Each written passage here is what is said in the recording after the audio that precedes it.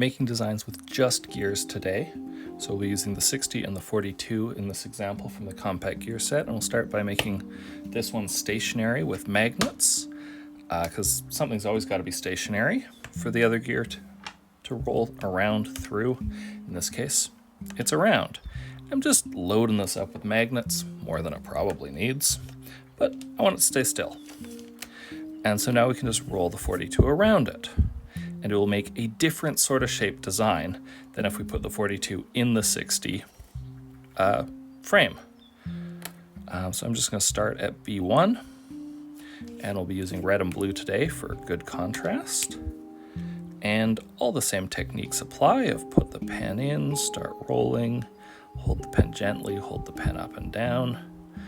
And there's always a point that is the most likely to slip, and it's where the moving gear, where the pen hole is closest to the stationary bit. So right here is where I need to be most careful, because it's easy to kind of push it off and away.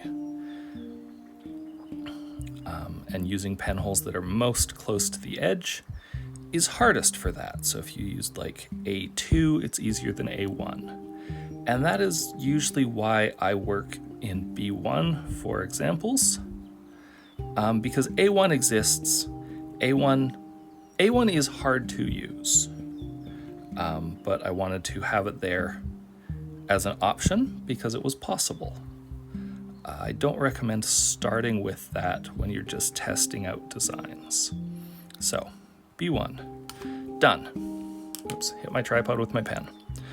And so you can see it makes this beautiful round thing with sort of a scalloped shape in the middle. And the space between here is 6 teeth. We could count that out. Oh, ways to count things out is you can look at, if you're not sure if a pen hole aligns, you can roll it along, because we're looking at pen hole B1 right now, and the pen line just stays in there. If I was off by 1 tooth, it's not necessarily easy to tell because there's just some line in there, but as soon as I start moving, the line disappears from the hole. So we can tell it's there, and then we can count over 1, 2, 3, 4, 5, 6, and we can see that lines up. So I'm going to go back 3, 1, 2, 3. So we're right in the middle. And switch that, because I'm just going to use the next hole in, A2, because that will make a slightly different shape. If I used B1 again, it would just kind of take this whole design and twist it a little bit, and that would just make the design denser. But I want to give it just a little bit more flair, and so we'll have a very similar shape, but especially as it gets to these outside edges, it will give us some fun appearance. So we go around and we can see the checkerboard forming, and as it gets close to the end, it really starts to show us what it's going to look like. We're almost there. And here we go. So you can see that the whole red design is brought in a little bit, and so we've actually got these outer shapes that aren't filled in with any red at all. So let's take off the magnets and get a full look at this.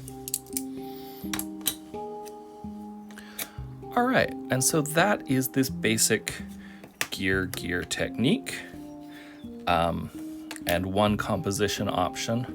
And I'll talk more about composition in future videos. This is really just a technique how-to. Okay, go forth and enjoy rolling gears around gears.